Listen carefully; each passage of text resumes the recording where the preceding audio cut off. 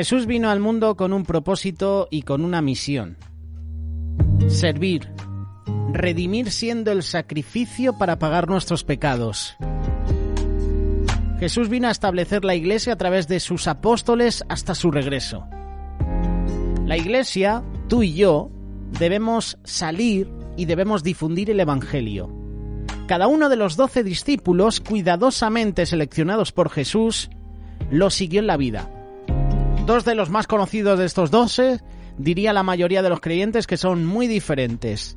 Por una parte tenemos a Judas y por otra parte tenemos a Simón Pedro. Uno traicionó a Jesús, el otro sería uno de los apóstoles más apasionados. Sin embargo,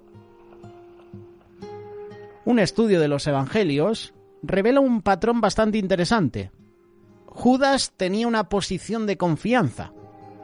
Era el que se encargaba de la economía, de la bolsa, del dinero.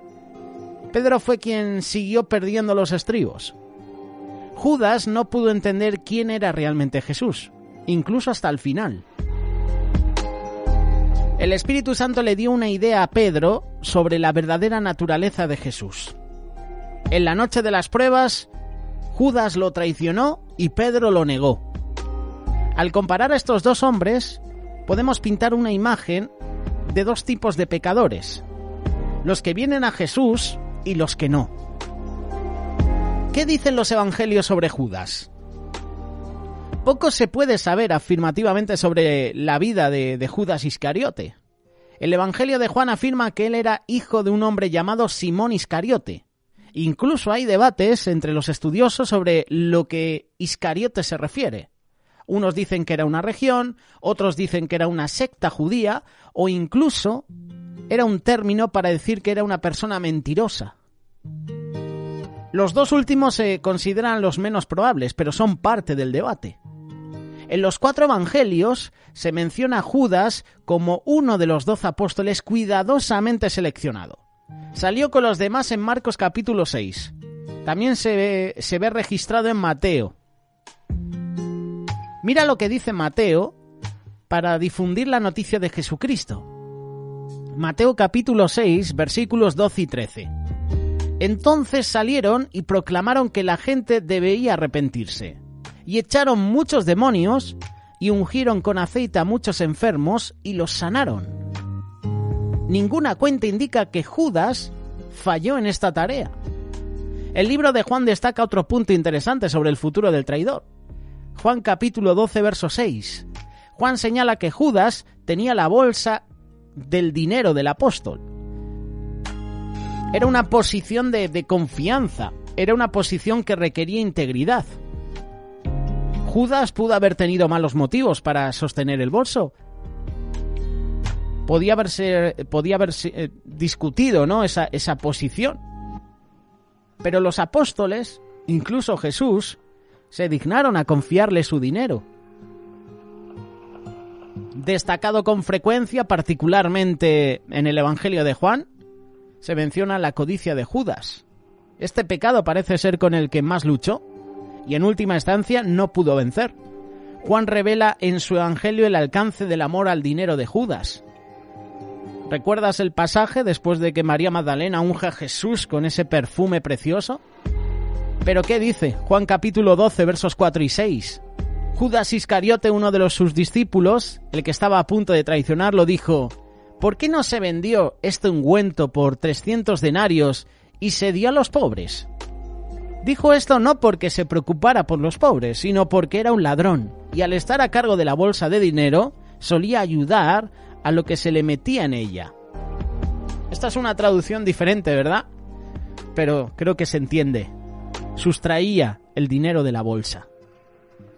Más allá de la malversación, Judas traicionó a Jesús por 30 piezas de plata. Dado lo mucho que los líderes religiosos querían arrestar a Jesús, probablemente podría haber pedido tierras o favores políticos, pero pidió lo que había en su corazón: dinero, ganancias financieras. Te pregunto, ¿qué hay en tu corazón? ¿Qué tesoro tienes en tu corazón que está robando el primer lugar a Jesús?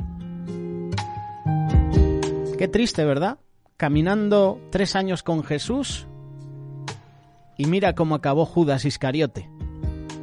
Ya sabemos lo que había en su corazón. Ya sabemos cuál era el Dios de Judas.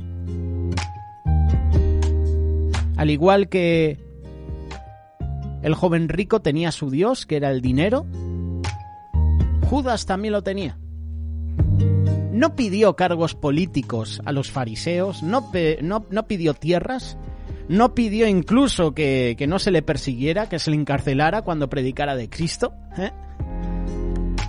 30 monedas es lo que pidió Judas. Eso es lo que dicen los evangelios de Judas Iscariote. Ahora bien, ¿qué dicen los evangelios sobre Pedro? Nacido Simón, hijo de Judá, renombrado Pedro por el Señor Jesús, el apóstol comenzó su vida como pescador en Capernaum. Pedro tenía una esposa, aunque nada se sabe de ella. En los 3 evangelios menciona que Jesús sanó a su suegra. Su hermano Andrés también era apóstol. Trabajaron con los hijos de Zebedeo, que también eran apóstoles. Al igual que Judas, Pedro es nombrado en los 4 relatos evangélicos de la vida de Jesús y escribiría otros 2 libros en el Nuevo Testamento. Jesús llamó a Pedro y a su hermano para que lo siguieran subiendo al bote de Simón, ayudándoles a pescar milagrosamente. Jesús les invitó a ser pescadores de hombres. Aquí los evangelios muestran que Simón Pedro tuvo una idea temprana de quién es Jesús. Lucas capítulo 5, versículo 8. Pero cuando Simón Pedro lo vio, cayó de rodillas y dijo: «Apártate de mí, porque soy un hombre pecador». Inmediatamente Pedro entendió que este obrador de milagros era más que un hombre, era más que un profeta, era el Hijo de Dios. Más tarde Jesús confirma que el Espíritu Santo está guiando a Pedro, como se registra en Mateo, capítulo 16, versos del 16 al 18. Simón Pedro respondió: «Tú eres el Cristo, el Hijo del Dios viviente». Y Jesús le respondió: «Bendito seas, Simón, porque carne y sangre no te ha revelado esto, sino mi Padre que está en el cielo. Y te digo que tú eres Pedro, y sobre esta roca edificaré mi iglesia, y las puertas del infierno no prevalecerán contra ella». Pedro estaba verdaderamente dedicado a Jesús. Pedro seguía a Jesús. Y al igual que Judas, Pedro realizó esos mismos milagros cuando fue enviado, como se relata en el libro de Marcos, capítulo 6. Mientras Judas luchaba con la codicia, Simón Pedro exhibía orgullo, temperamento rápido. Hay varios momentos en los evangelios en los que Pedro afirmó audazmente que iría a la guerra por Jesús, que siempre haría lo que fuera necesario para su Señor. Y esa arrogancia fue tan fuerte que incluso cuando Jesús predijo su negación, Pedro no pudo cambiar su corazón. Mira lo que dice Mateo capítulo 26, versos del 33 al 35. Pedro le respondió: «Aunque todos caigan por tu culpa, yo nunca me caeré.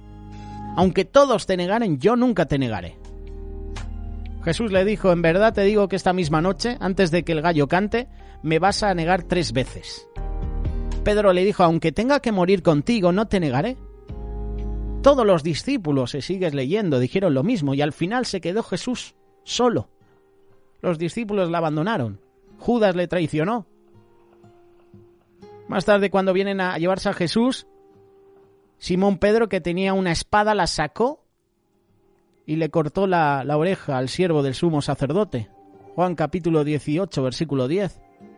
Su instinto fue atacar a la primera persona que vio. No uno de los soldados romanos o un miembro importante de la orden religiosa, sino a un sirviente. Intentó luchar como un guerrero, pero eso fue el curso de acción que se equivocó. Sin embargo, cuando llegó el momento, la bravuconería de Pedro se desvaneció.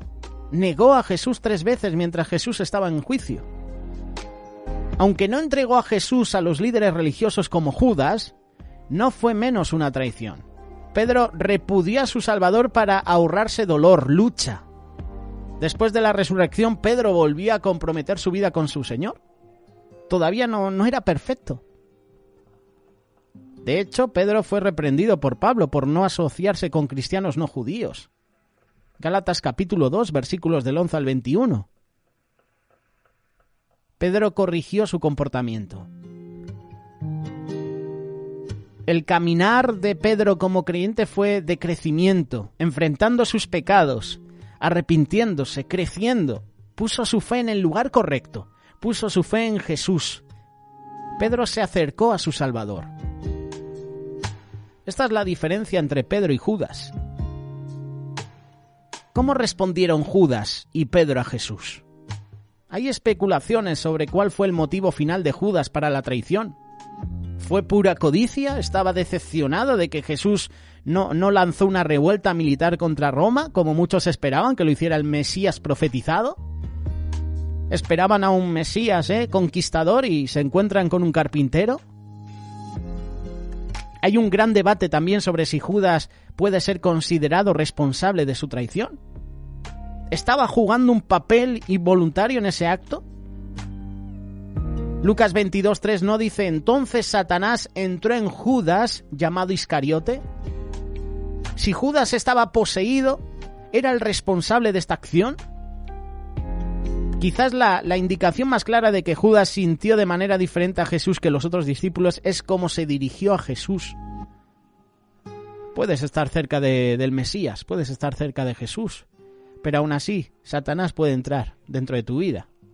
Aún así tú puedes estar separado de Dios, teniendo al mismo Jesús, al Hijo de Dios, al lado tuyo. Puedes andar en los caminos del Señor, pero tu corazón puede estar apartado de Él. Cada evangelio tiene un registro de la última cena que da una idea de la atmósfera, la mentalidad de los apóstoles. En el relato de Mateo dice que él, después de que Jesús dijo que alguien lo traicionaría, dice Mateo 26:22, estaban muy tristes y comenzaron a decirle uno tras otro: ¿soy yo, Señor?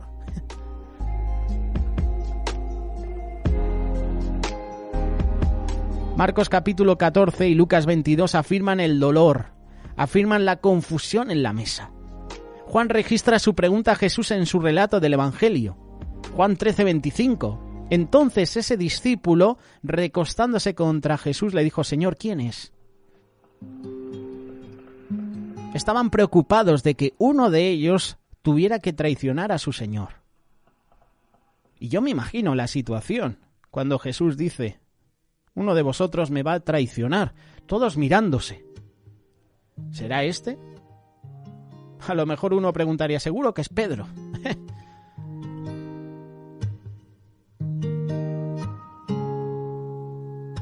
Cuando los evangelios registran el interrogatorio de Judas, hay una distinción importante. Judas, quien lo traicionaría, respondió: ¿soy yo, rabino? Jesús le dijo: tú lo has dicho. Mateo 26, versículo 25.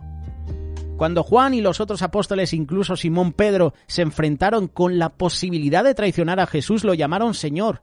Judas lo llamó rabino, rabí.